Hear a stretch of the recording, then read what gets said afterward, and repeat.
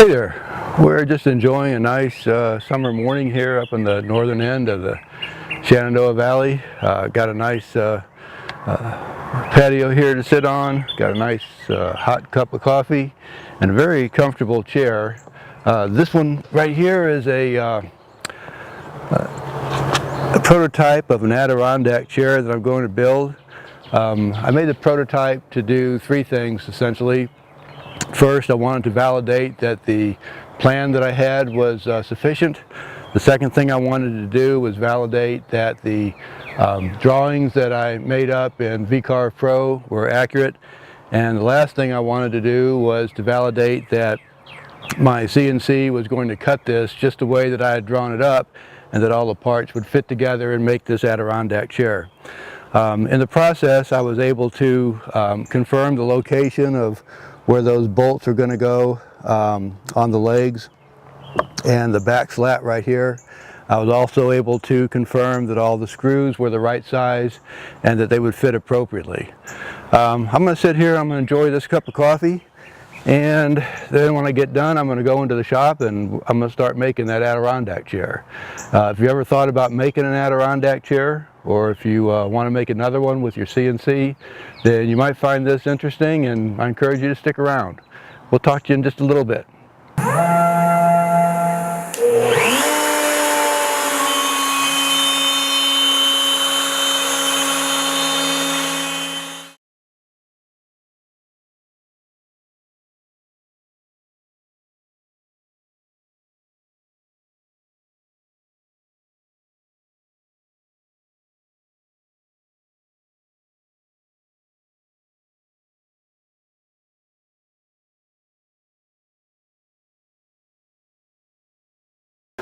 Okay, we're back again. Before we get started, we need to make sure that we have all of our materials identified and assembled so that when we start our project, we don't have to stop in the middle and run down to the store and pick something up.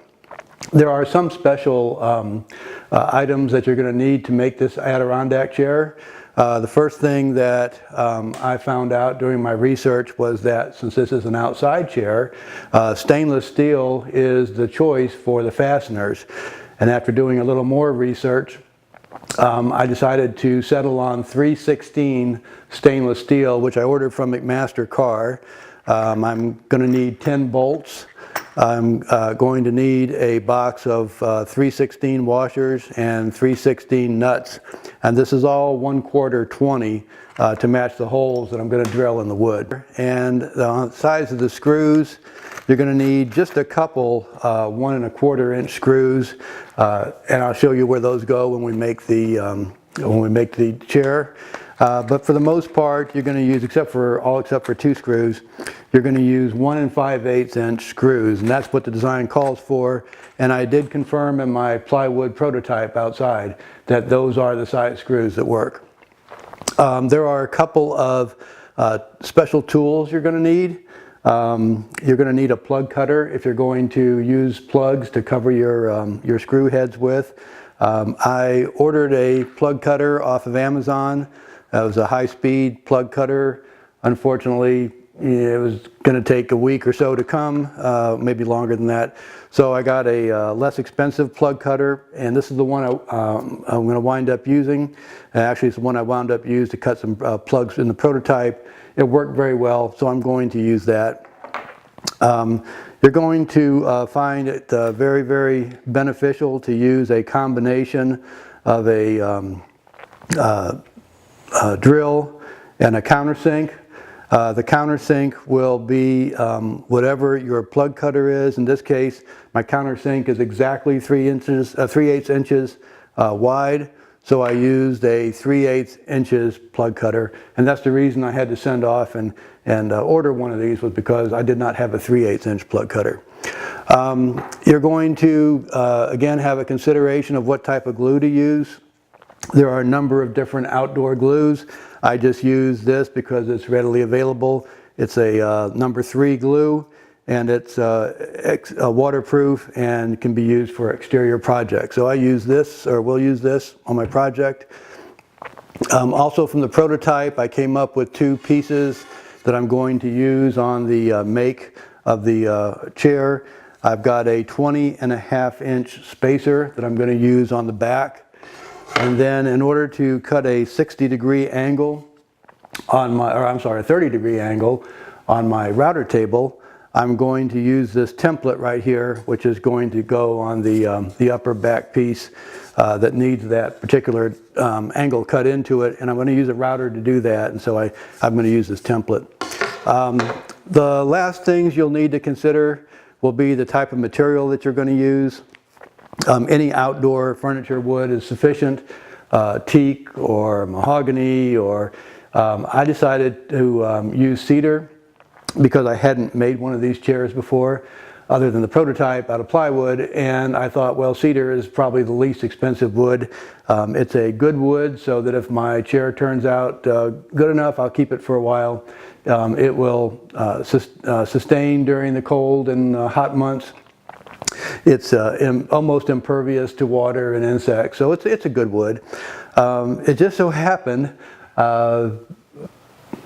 out of good fortune, that I was going to go down to, I think it was Lowe's or Home Depot, whatever, and buy, I don't know, $150 or $200 worth of cedar to build my chair with. And I was sitting out by the fire, and my next door neighbor's son came over to me. He works in construction, and he said, "Hey, do you want some wood to burn in your fireplace? Because I have a whole bunch of cedar that I'm going to take down to the river and burn, left over from a job site." I said, "Well, yeah, how big is the cedar?" And he said, "Well, it's different sizes, but roughly 4 feet by, by 7 or 8 inches, but the sides are ripped down." So I said, "Well, let me see what you've got." And so he showed me that he had, gosh, I don't know how many pieces of wood just like this. It's almost 6 inches wide here. It has about an inch bevel on it. It's almost 7/8 of an inch wide, and the pieces are about 4 feet long. It was finished on one side and unfinished on the other side, which I just planed down. And I said, "Well, I'll take it. How much do you have?" And he said, "Well, about a whole bed of a truck full." So I decided to really build my chair out of cedar after that, and I got a big pile of wood from the young man. He even brought it over and dropped it off in my garage, and so I'm going to be building cedar things in the near future here. I asked him if he wanted something for it. He wouldn't take anything for it, so I got him 2 cases of Modelo beer and a couple of T-bone steaks, and he seemed pretty happy with that. But then, depending upon the type of material that you're going to use for your chair, you're going to have to consider finishing it. Option number 1 is just to leave it unfinished and let the weather turn the wood silver. Option number 2 is to put a urethane or a varnish over the wood, and that will protect it for a couple of years, and then you'll have to resand and probably do it again. And then option number 3 is to cover it with a 2-part epoxy. Put about 3 coats on, sanding down in between each coat to make sure the coats are even, and then cover it with a varnish. That will last substantially longer. This chair that I'm building right here is something that's going to go in my backyard for the next couple of years. I hope that in a couple of years I'll move on up to another house, and when I do, I'm going to probably leave this furniture behind. So I'm going to build my new furniture out of something else, but I'm going to get about 2 years use out of this. And so my strategic plan then would be to, I'm not going to let it go silver gray. I'm going to keep it with its original look to it. And so I'm going to use this spar urethane. It's a Pro Series from Minwax. I don't know how this is going to work. I've never used it before, but I'm going to give it a try. So those are the considerations then that I went through before building or attempting to build an Adirondack chair. I've got to make sure that I get all my drawings up, and I'm going to show you some of my drawings that I made in VCarve Pro, and show you where they came from and how I made them. So let me move on to that, and we'll get to building this thing here shortly. Okay, so this is the source that I used for my plans. Popular Woodworking had a an offer where if I subscribed to their email list, then I would get my choice of some free plans. And so I really wanted to make this Adirondack chair because, well, first of all, I really wanted one.